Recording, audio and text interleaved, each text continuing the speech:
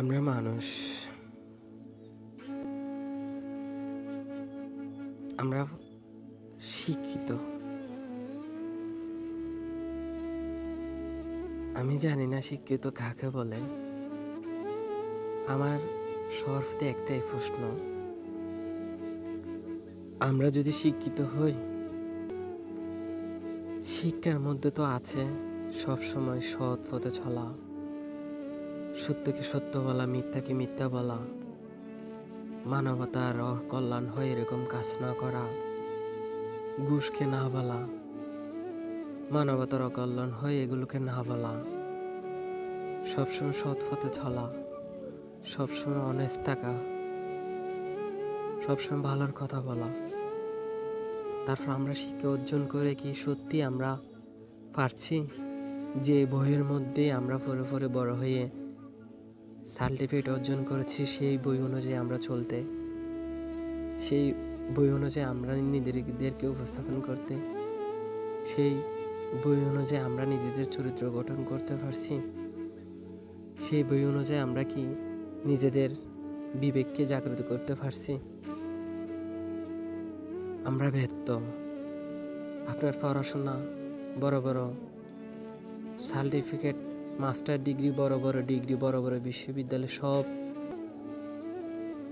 ব্যর্থ যদি আপনি মানবতার কল্যাণে আল্লাহর সন্তুষ্টির জন্য কথা বলতে না পারেন, যদি আপনি মানবতার সুখে দুঃখে ফাঁসে থাকতে না পারেন, যদি পৃথিবীর মধ্যে একটা মানুষ আপনার প্রতি অসন্তুষ্ট হয়, তাহলে আপনার হাজার লক্ষ কোটি টাকা খরচ করে বড় বড় ভার্সিটি বিশ্ববিদ্যালয়ের বারান্দায় ঘুরে ঘুরে সার্টিফিকেট অর্জন সব ব্যর্থ।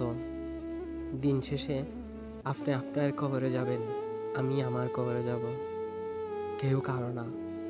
সময়, শক্তি, নিঃশ্বাস,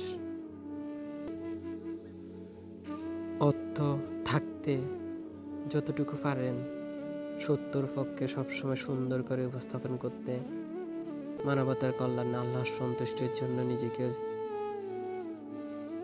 সবার উদ্দেশ্যে বিলিয়ে দিতে।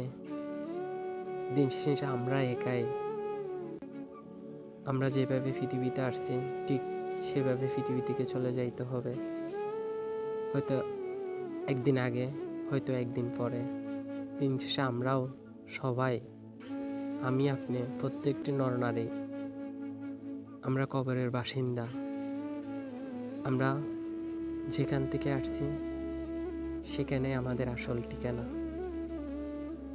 আমরা কেন এত দুনিয়ার প্রতি মায়া পড়ে, দুনিয়ার প্রতি লোভ করে, টাকা বাড়ে, নারী গাড়ি সব বিলাসিতার পিছনে ঘুরছি? আমরা তো একদিন চলে যাইতে হবে দুনিয়া ছেড়ে। আমরা কি সঠিক বুঝ পাবো না? এভাবেই আমাদের হেলায় হেলায় দিন চলে যাবে। কি হিসাব দিব? কি হিসাব দিব? কি হিসাব দিব মহান সৃষ্টিকর্তা আল্লাহ তাআলার কাছে? আপনার বিবেককে আপনি প্রশ্ন করুন, আমার বিবেককে আমি প্রশ্ন করব। সঠিক উত্তর আপনার কাছে, সঠিক উত্তর আমার কাছে। ধন্যবাদ।